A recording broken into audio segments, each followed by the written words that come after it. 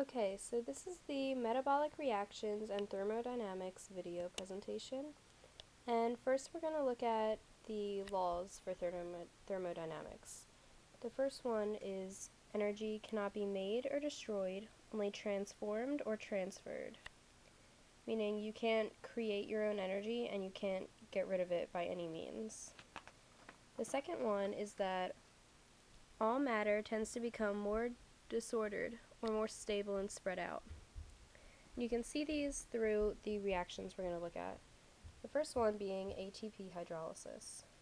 So the ATP is the reactant, and the product would be the ADP plus a phosphate group. It's negative enthalpy because the energy is decreasing from the ATP. This phosphate group, as you can see in the molecule, is breaking apart and coming over to the ADP, making it that plus the phosphate group. And then it's a positive entropy because it's more disordered and that makes it more stable. So this phosphate group coming over to the ADP, making it more spread out and disordered and chaotic. And then it's a negative free energy because it's giving off the energy. So this breaking off is giving off the energy that was stored as potential energy.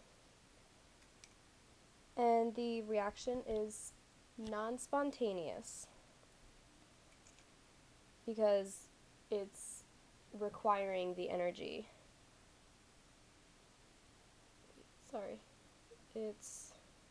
It's spontaneous actually because it's giving off that energy, And then it's exergonic because again it's spontaneous and then it's giving that energy off.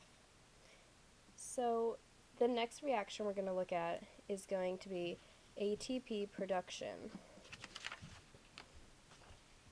ATP production is when ADP plus the phosphate group, this is the reactant, is becoming the product ATP. So it'd be a positive enthalpy because the energy is increasing. So it's getting that energy from the ATP over to here. And the molecule is gaining something. The energy is increasing.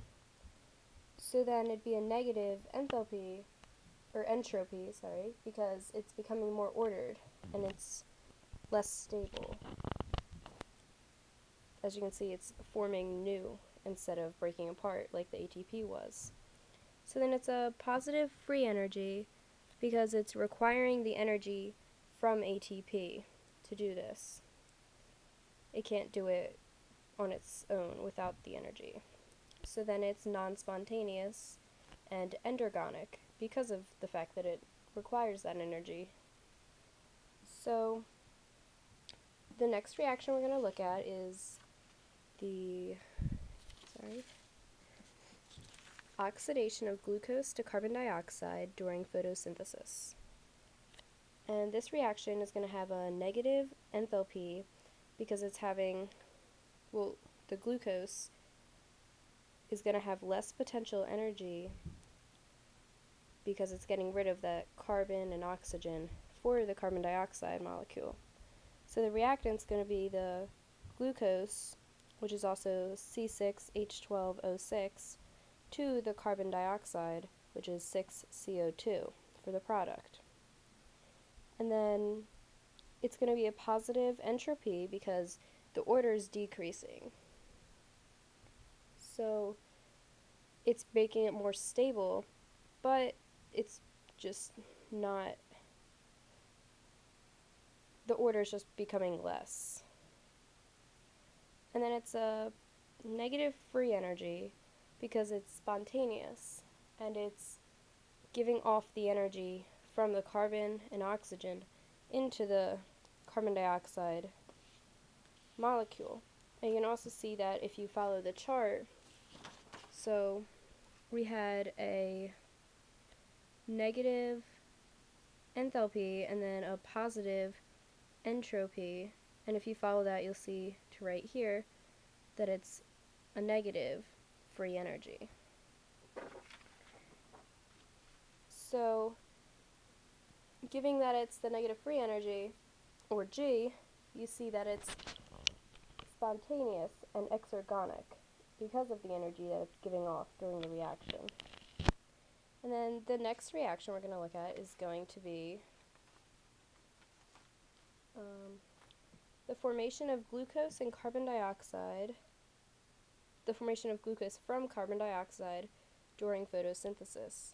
So during this reaction, the carbon dioxide, or 6CO2, is becoming glucose, or C6H12O6. So it has a positive enthalpy because the energy is increasing. So these are breaking and giving off that energy to the glucose molecule now.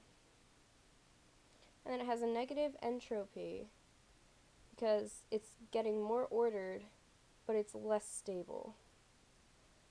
And then it has a positive free energy because it's requiring that energy to break apart these bonds and give them to the glucose, or to make glucose. Because you can see the 6 carbons here if you look back at the molecule, and then you have the 6 oxygens. So when you're looking at the molecule, you can see that the enthalpy is in fact positive because these breaking bonds are releasing all that energy and giving it to glucose. And then the entropy is negative because these bonds breaking off make it more ordered, but them also breaking causes a less stable product.